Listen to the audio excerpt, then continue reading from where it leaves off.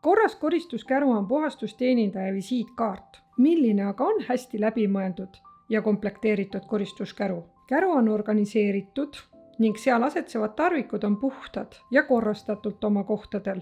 Puhtad ja määrdunud koristustekstiilid ning tarvikud on üksteisest eraldatud.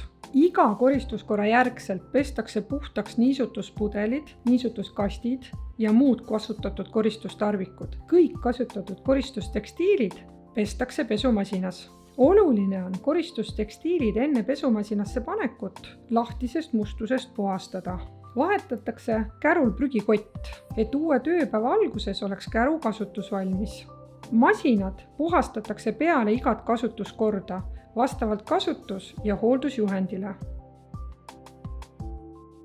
Puhas ja korrastatud koristusruum loob eelduse koristustarvikute ja tekstiilide puhtusele ning on eelduseks koristuse õnnestumisel. Seega pööratakse tähelepanu koristusruumi puhtusele. Koristusruum peaks olema kogu aeg organiseeritud ja korras.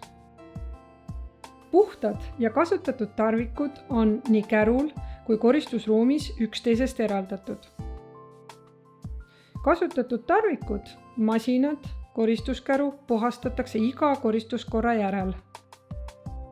Puhtuse loomine algab organiseeritud koristusruumist.